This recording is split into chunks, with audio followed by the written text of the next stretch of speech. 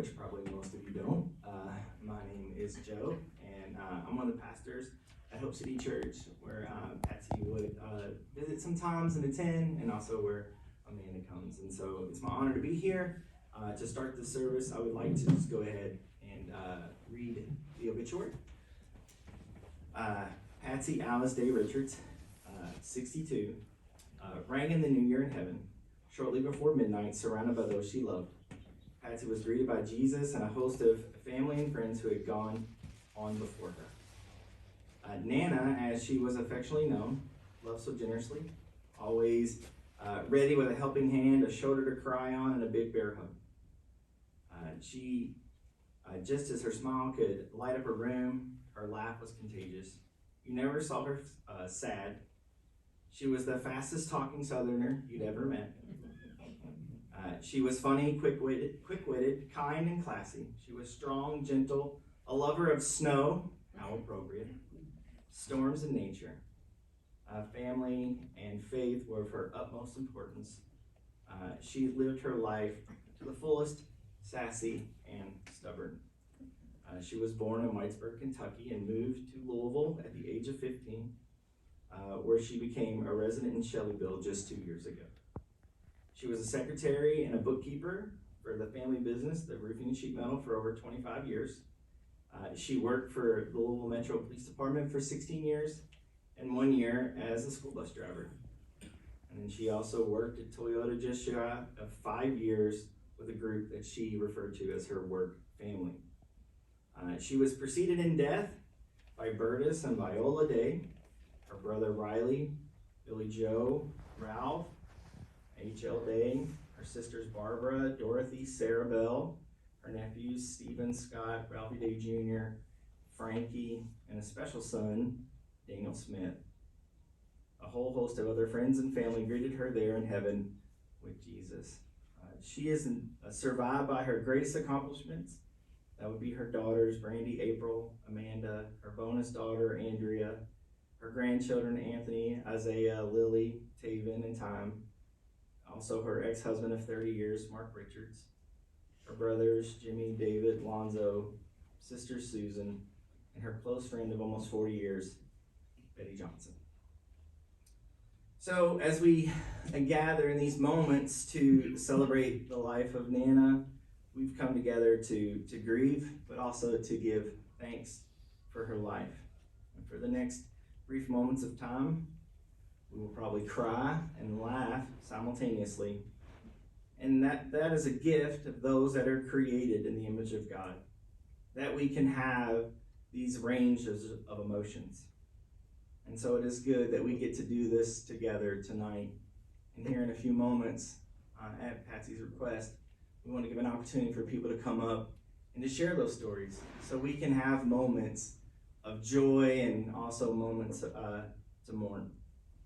Whenever a death occurs, those who remain enter a space that is quite unordinary. Whether we recognize it or not, this time it's very sacred. It's a time that holds potential for healing, insight, and understanding. This does not come readily in ordinary time. When the death of someone we've known and loved, we feel that pain of their death in our very spirit. The death of a loved one reminds us of our own frailties. We become more and more aware that our time together is precious, but it is also temporary. So today, this evening, I invite you to pause and let it settle in that life is precious, and that a precious life has passed among us. So hold on to the memories of Patsy. Let it bring you comfort and peace and happiness and laughter together. Remember and share those times together with Nana. Enjoy the memory of her presence as we continue this time together. See, there are only three things that matter in life. And that is the people that you love, the people that loved you, and where you go when you die. And when someone passes away, we do several things. And one thing we do is cry. And in Psalm 56:8, it says this: "You keep track of all of my sorrow. You have collected your tears in a bottle. You have recorded each one of those in your book." See, each and every tear that you ever cry is precious to God. They are his eternal keepsakes. The Bible promises that one day that there will be a day when every tear is wiped from our eyes. But until then, not a single one is lost on God. According to Psalm 56:8, he actually collects them. You know, in moments like tonight, I'm reminded of this, that the tears that you and I may cry are for our loss, but we must remember to rejoice for Nana's gain into glory. I want to bring that up because we need to be reminded that heaven is our goal, and this world is not our prize, but it still hurts when someone we love leaves. But let us continue with hope. The beautiful thing is that Jesus was not exempt from this kind of pain.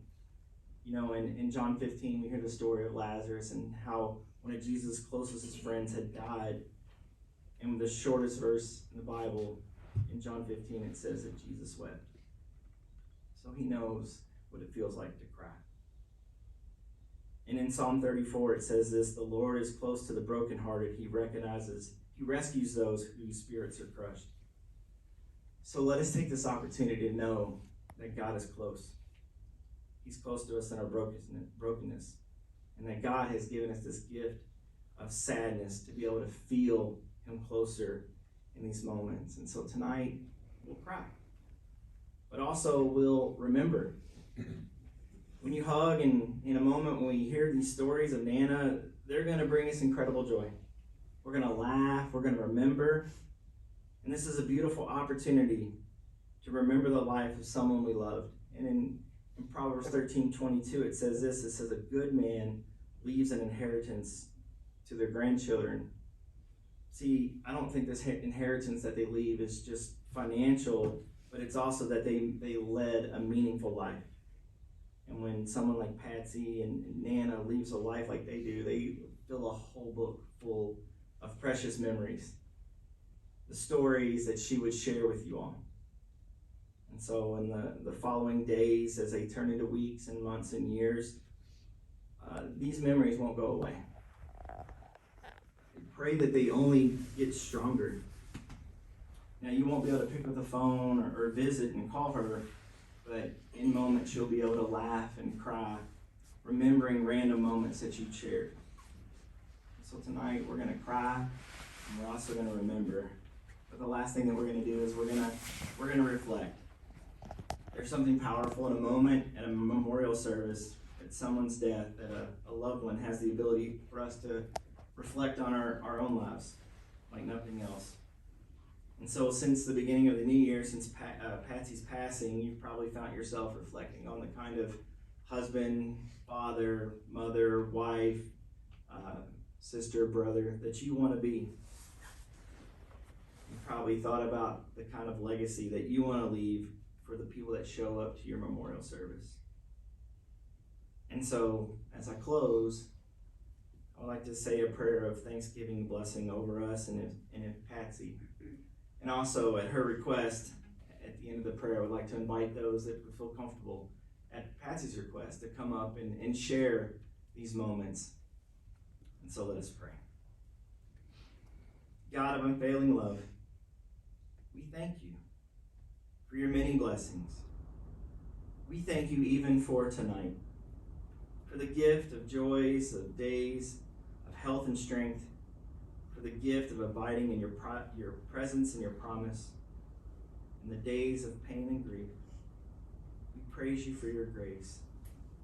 Above all else, we thank you for Jesus, who knew our grief, died our death, rose for our sake, and now lives and prays for us.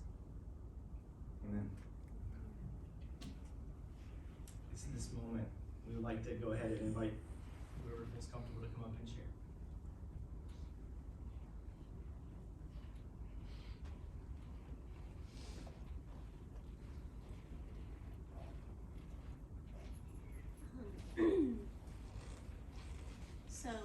Jason and I got some land we finalized it mid-May, and we didn't tell my mom about it yet. And I called her and I was like, let's go hiking. And she's like, okay, well, if I feel like going hiking. And she, that morning, she's like, I just don't know if I'm gonna do big mountains. And we're like, we're not gonna be doing big mountains, we'll just be doing hills. So she met me and Jason at our house, and we were driving for a while, and then we got onto an old country road, and she's like, how does Jason know where to find this place that y'all are hiking? We're like, oh, we're hiking on some people's land that we know. She's like, oh, okay. And when we got there, we started hiking. She started talking about how pretty it was and how beautiful it was, and it reminded her of being home. It had the same type of trees on it that she grew up with, and it looked very familiar to her, felt very familiar to her. And I was like, well, Mom, how would you like to own this land? She's like, yeah, I don't have the money to own this land. I was like, well, how would you like to live on this land? And she's like, yeah, I'm gonna live on this land. I was like, Mom, do you wanna live on this land? And she's like, I said, we bought the land. She's like, oh. He's like, you wanna live on this land? He's like, yes. So we walked around for a little bit, and we went on the other side of the easement, and there's some land off to that side too. And that's where she wanted to build. That way it wasn't like directly beside us. There was still separation. She still had her own little spot to feel secluded. And she couldn't wait to build on it. She started looking at house plans, and she was really looking forward to it. I have a couple more stories. If no one else wants to join in, I'll keep on going. When she worked in Jackson, she worked as a bus driver part-time, and then she worked in the cafeteria, and she would get in trouble frequently for giving extra food out to the kids because she knew that some of these kids, they weren't asking for extra food because they liked the cafeteria food. She knew that some of these kids, this was their meal for the day. So she made sure that she gave them extra food, even if it meant them coming to her and talking to her about, can't do that. She's like, you're throwing it away. You're throwing it away. I'm gonna give it to someone who's gonna eat it. And she did. She made sure that she did the right thing. And for all those people that had to miss this because of the snow, 2000, I think it was 2014, there was a big snow blizzard that came through at the very beginning of March. Well, my Aunt Jessie, it was her funeral. And my mom and I were gonna go up there for the funeral. I took off work, she took off work, we were gonna go. And the snow was coming through, and I knew my car wouldn't make it, she knew hers wouldn't. We rented a vehicle. And we got about 2 hours out, and the funeral was gonna start in like a half hour. But we were about 2 hours out, and we were going 15 miles an hour at top speed. It snowed so hard we couldn't see the road. And she had to call them and tell them, we can't make it. I'm sorry, we wanna be there, but we just can't make it.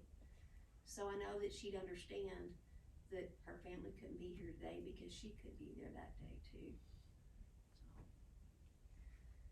So, anyone else wanna join me?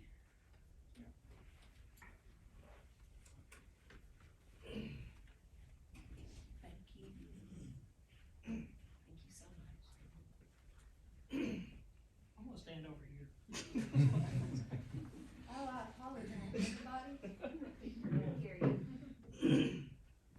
So, my name is Jeremy Renfro. I was Patsy's group leader, lucky enough to be Patsy's group leader in Lexus Quality.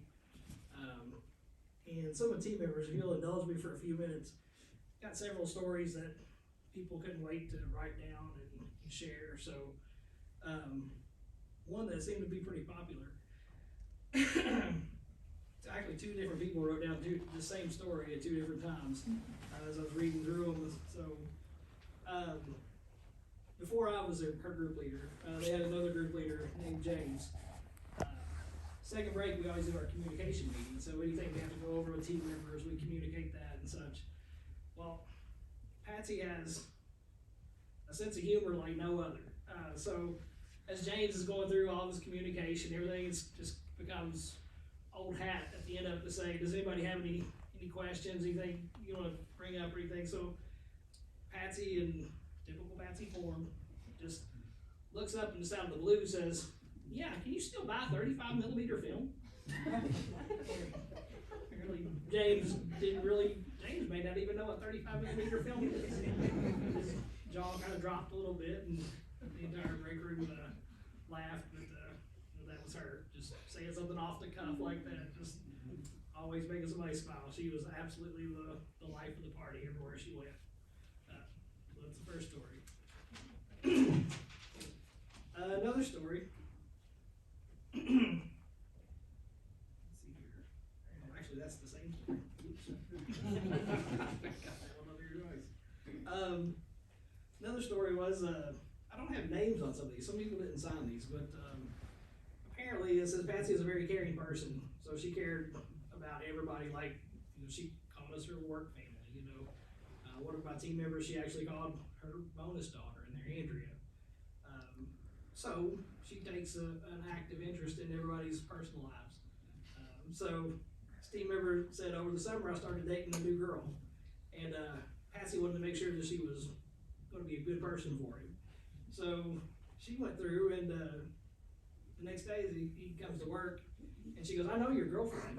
And he goes, how do you know my girlfriend? He goes, well, I don't really know her, but we've got two common friends on Facebook, so I Facebook stalked her and looked her up. So I think it'll be all right. So, she just wanted to make sure that she was going to be a good person for him. Oh gosh. Andrea, actually her bonus daughter there at work, wrote this one down, and this is, I can see this playing out in my mind. She said she actually heard April talking about what a great sense of direction her mom has, and Andrea said, I really don't understand that, because we went to the 127 yard sale, and Patsy was given directions, and sure enough, they got completely lost. No cell phone service, nothing whatsoever. Couldn't call anybody, had no idea where they were at. So she turned to Patsy and goes, where are we? And Patsy goes, well, I don't know. So she said, we just drove around and had a good time, never got to the yard sale. But we just enjoyed each other's company, talking and driving in the car until we figured out where we were at. She said, the only good thing is I was driving, because Patsy drove like a crazy person, and I probably wouldn't have survived the curvy roads if she was driving.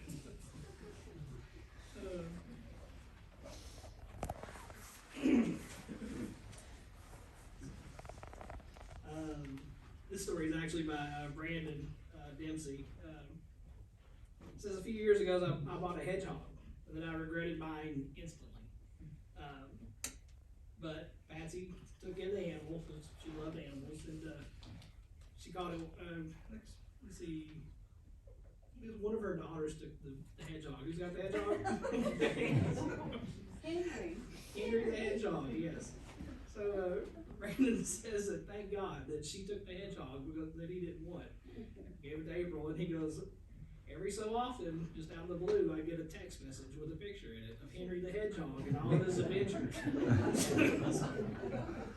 It made me laugh every time I'd open up one of her text messages with a picture of her.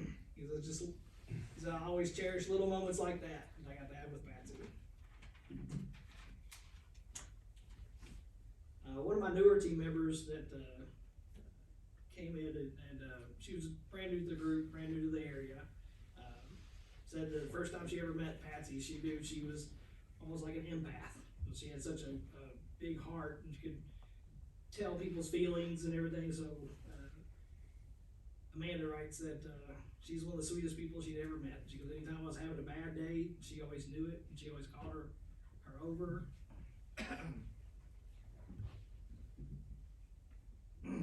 And would talk her through whatever problem she was having. So she says, like a horrible dream that she's not here right now. She said, I love you, and I know you're looking down on us all. And I guess the last story that I'll tell is one that kind of combines my story, Donald's story, and our manager's story about her coming back to Bodywell. So she went to day shift last year, and it was something that she thought she wanted when the grass is always greener on the other side type things. She went to day shift, and it was harder. It was a lot of long hours, and she was having some problems with her hands. And she called me, and she asked me, could I come back to night shift and to CA group, to quality group? I said, absolutely, I'll take you back in a heartbeat. So I said, let me call your group leader, which is a guy that I trained years ago. So I called his group leader, her group leader, we talked, and said, okay, let me talk to my manager about getting her back over here. So we kind of got the wheels greased and everything. In the meantime, I didn't realize this until we were putting these stories together. I talked to Brian, my manager, the other day. He goes, yeah, she must have left your break room and came right over to my office. And she asked me, she goes, was I a good employee? And Brian said, I really didn't know how to answer the question right off the bat. He goes, well, yeah, Patsy, we love you. You're a great employee. She goes, would you hire me back? He's like, again, I don't know where this is going, but he goes, yeah, I would absolutely take you back. She goes, okay, good, and turned around and left. So Brian didn't know where this was going, and long story short, we got her back into our CA group on night shift.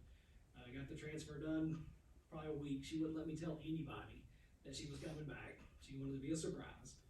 And Donald back there was probably one of the first people she ran into on the way back into the shop. He said he was standing in the green aisleway, and he just felt somebody grabbing him by the sides. And when he turned around, Patsy did a little heel tap and a jazz hand things, and I'm back. So he said, well, I'm glad you are. So that was her. Even when I came up earlier to pay my final respects and put a rose in the vase right there, I looked down and she had a 0 bar in her hand, and I just started laughing. I said, only you would make me laugh right now. So, but we loved her, and as one of my team members said, we were all better people for having known her. So everyone that can't be here, truly sends their thoughts and prayers, and we actually took our bump cap. And everyone wrote a little something on it, and signed it, and Donald back there took it back to had it clear coated, put 5 layers of clear coat on it, 3,000 grit sandpaper, and polished it up so these will never rub off. But we wanted to give these to the daughters. It's even got her little blingy name on it, which suits her just fine. But now to you all. That's all my story. You're welcome.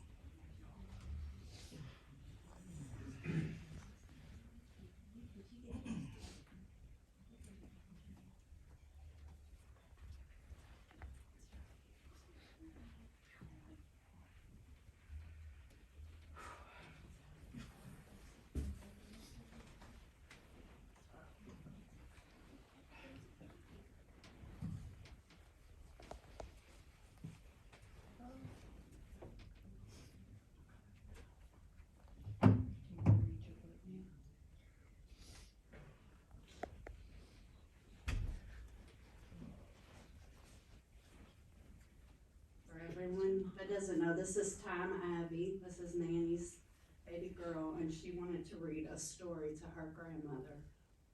Do you want to read it?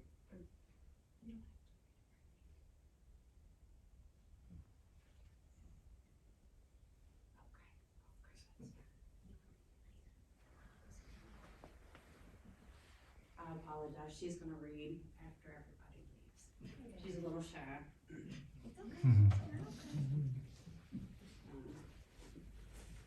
My mother. I'm sorry, I'm speechless when it comes to memories. I'm overwhelmed by memories that will sustain me for a lifetime. And I've debated what I would say. There are so many memories, and how do you sum up a beautiful life in such a short paragraph? There's not enough words that I could sum up this wonderful, beautiful, pure soul, my mama. And then I thought about, reading a verse from the Bible. But it's just so hard to sum up, a verse too that explains it. So I just have a little something that I wanted to read. Here it goes. All it takes is one picture, one memory, one song. Ever since you left us, everything seems wrong. The sadness can hit me and knock me on the floor. They say it gets easier, but it's hurting so much more. I can still hear your voice, and I visualize your face. But all I want is to have you right back in your place. Can you hear me, Mama? In my dreams, I call for you, and I try so hard to get to you, but I don't know what to do. Can you see me, Mama? Are you watching over me? Is heaven all they say it is? Are you healthy and happy?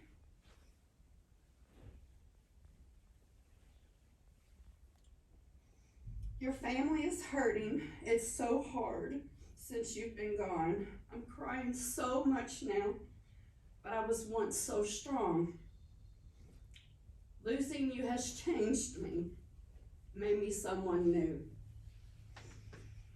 So I will try to be that for you. Changed me, made me someone new. I know you want me to be happy, so I will try to be that for you. Please watch over us all from your perch up in the sky. And every time I think of you, I'll try hard not to cry. Can you hear me, Mama, calling out your name? I feel you all around me, but it will never be the same. Can you see me, Mama, as you look down from your cloud? I hope and I pray with all my might that I will still make you proud. Mama, I love you so much. And I'm so thankful to be her daughter and to have been loved by her. She's the most amazing woman that I have ever known. And her blood flows through me and my sisters. And we will continue to speak her name. She will never be forgotten because she lives on in us.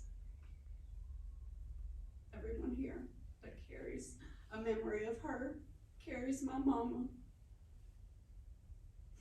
Thank you.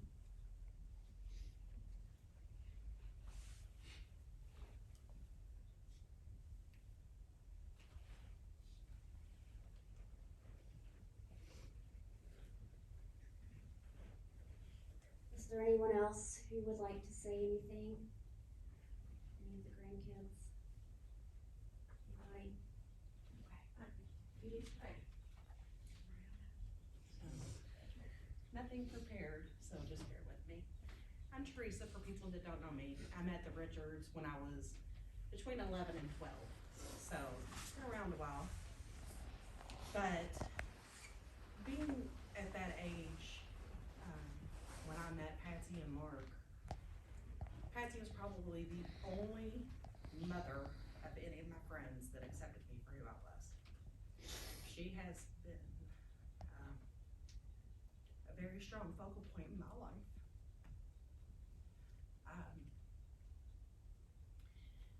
I spent a lot of time there growing up, and after we graduated from high school, life happens and we kind of separate. Randy went to college and I had kids. So, but Patsy stayed, and she helped me really understand what loving your family is about. How to take care of your children.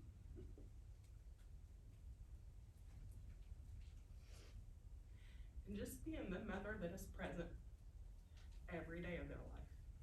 She has been amazing. She actually helped me a lot with my own children.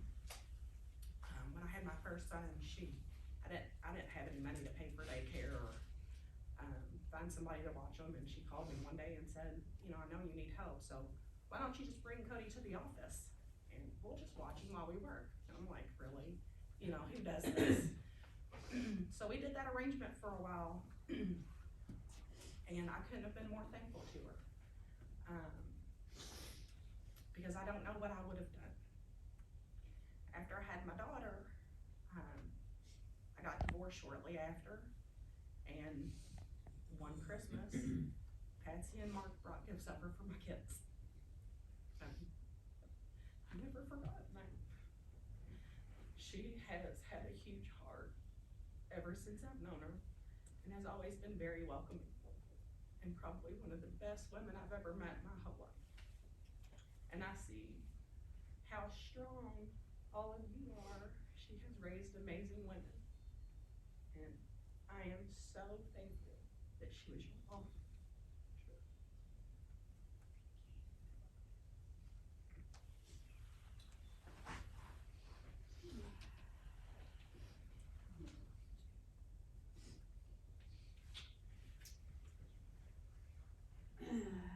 While I was here today, I received a story from a young man who my mother met when she was driving a school bus in Jackson County. And at the time, this boy was 15, of course he's older now. And he tried to make it here, but because of the weather, he could not get here. So he sent me a story that he would like for me to read. His name was Cody, and I remember when my mom lived in Jackson, Kentucky with her sister, my mom telling me about Cody and his siblings, and that they didn't have a whole lot, but that they were very, very good kids and that she loved them dearly. So this is the story that Cody sent to me. He said, I met Patsy when I was 15 years old. The very first day I met her was actually August 7, 2014.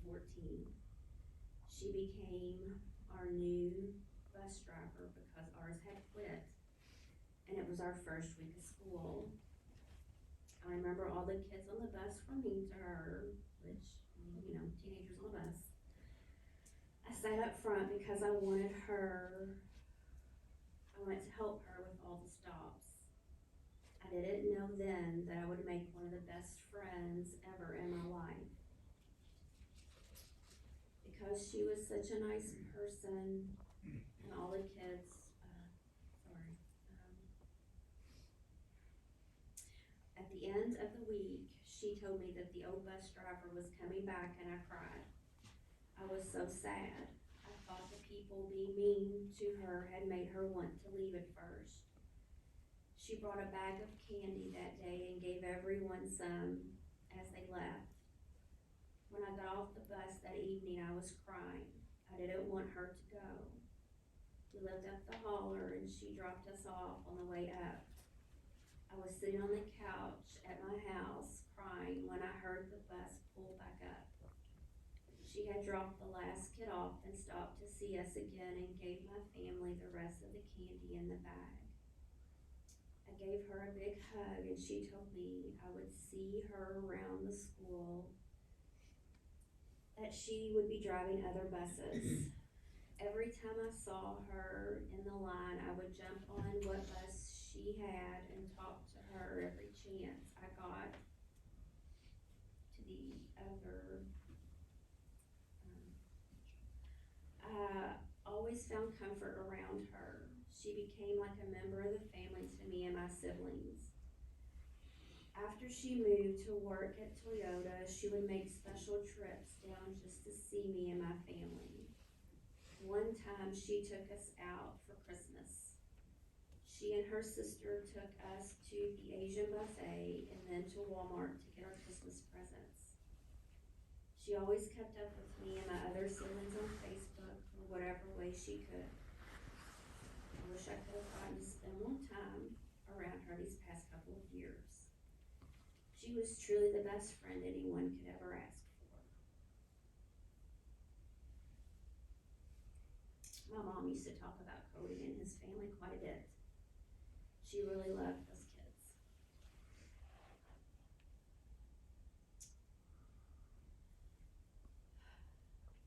My mom's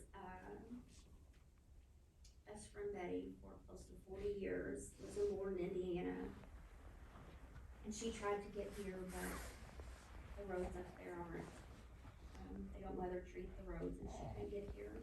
So she called me crying and said that she was sorry that she let me down, but she didn't.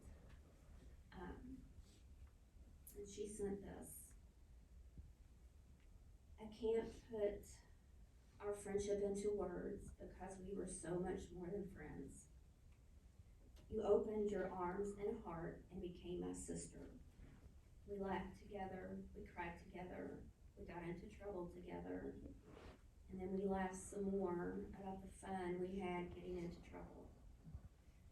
You knew more about me than anyone else. We shared our hopes and dreams,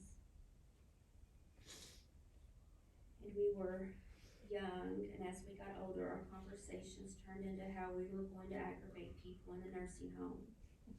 Yes, we planned on going together. And then we'd laugh some more. If someone came upon us laughing, we couldn't tell the reason because we had a reputation to keep. We were nice people, and nice people didn't talk about staying up late in the nursing home and stealing everyone's false teeth. So it always went this way. What are you two laughing about? Oh nothing. Betty just told me a silly joke. The next sentence was always the same. Patsy, my best friend in the whole world, had no qualms whatsoever about throwing me under the bus by saying, tell it again, Betty. The next sentence was always the same also. I'm not going to hurt you. Then 10, 15, 20, 30, 35 plus years later, we were still laughing about it. No judgment, no criticizing, just a deep friendship that even death can't conquer. She'll always be forever. She'll always and forever hold the title, my bestest friend, sister in the whole world, and will always live and laugh in my heart. I keep thinking of these words to a song. It's been a long day without you, my friend. I'll tell you about it when I see you again. I love you, Patsy, in my heart. You'll always stay forever young.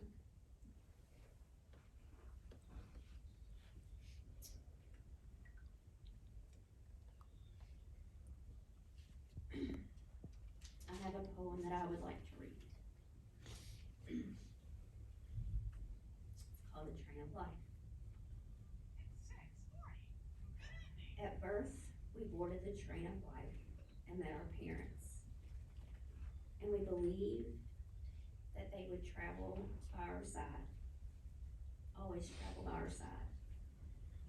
However, at some station, our parents would step down from the train, leaving us on life's journey alone. As time goes by, some significant people will board the train. Siblings, other children, friends, and even the love of our life. Many will step down and leave a permanent vacuum. Others will go so unnoticed that we won't realize that they have vacated their seats.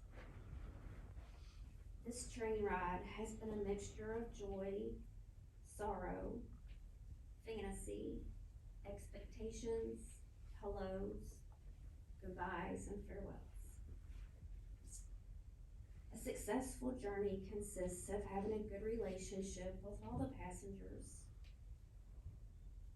requiring that we give the best of ourselves.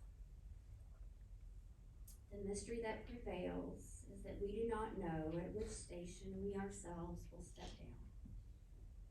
Thus, we must try to travel along the track of life in the best way possible, loving, forgiving, giving, and sharing. When the time comes for us to step down and leave our seat empty, we should leave behind beautiful memories for those who continue to travel on the train of life. My mom has stepped down from the train of life. I can rest my head knowing that she left beautiful memories for all of us to continue on our travel.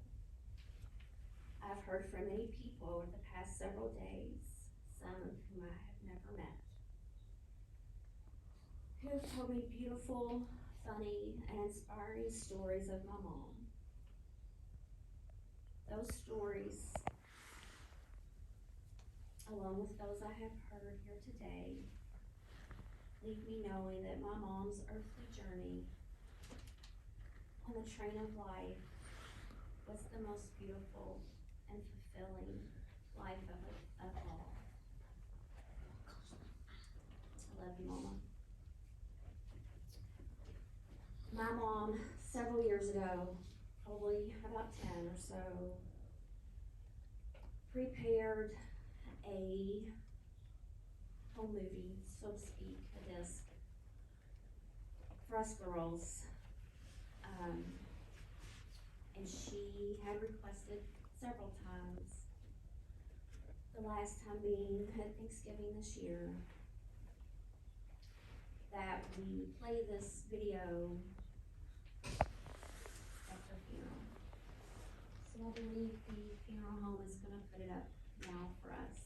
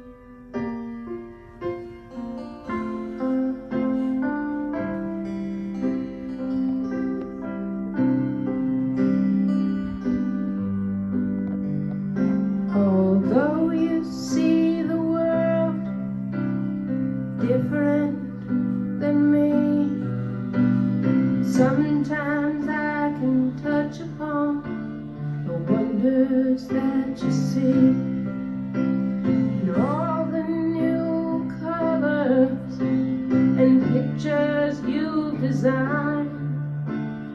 Oh, yes, sweet darling, so glad you are a child of mine. Child of mine, child of mine. Oh, yes, sweet darling, so glad you are a child of mine. You don't need directions, you know which way to go. And I don't wanna hold you back, I just wanna watch you grow. You're the one who taught me you don't have to look behind. Oh, yes, sweet darling, so glad you are a child of mine. Child of mine, child of mine. Oh, yes,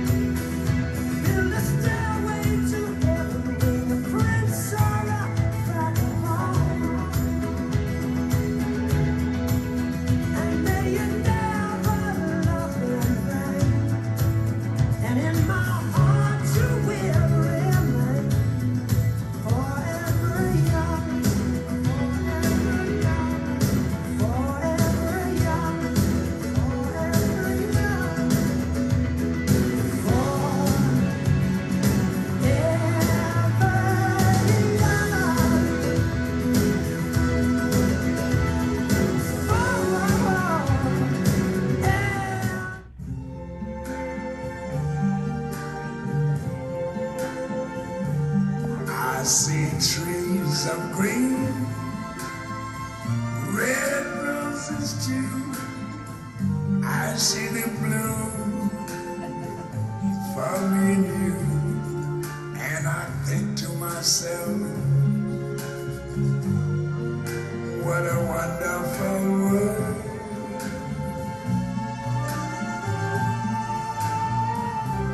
I see skies of blue and clouds of white, the bright blessed day, the dark sacred night, and I think to myself,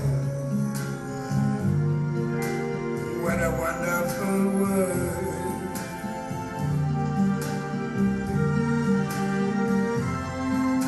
The colors of the rainbow, so pretty in the sky, are also on the faces of people going by. I see friends shaking hands, saying, how do you do? They're really saying, I love you. I hear babies cry, I watch them grow. They learn much more than I ever knew. And I think to myself, what a wonderful world. Yes, I think to myself, what a wonderful world.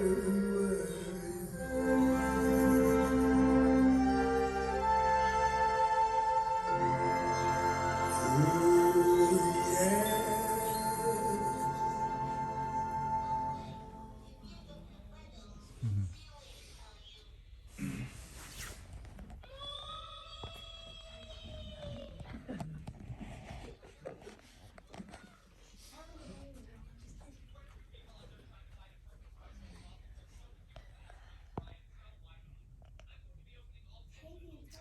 It was a wonderful world with my mother in it.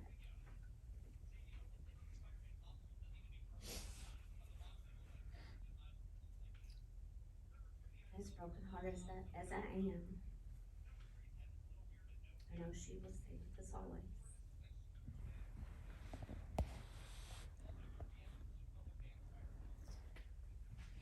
I would like to thank everyone for being here. I know the weather is bad outside.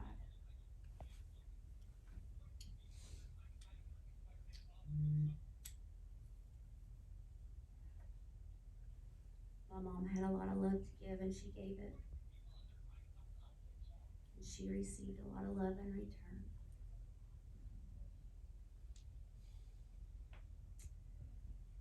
If anyone would like to say a final goodbye to our mother, my sisters and I will stand. We invite you all up one last time.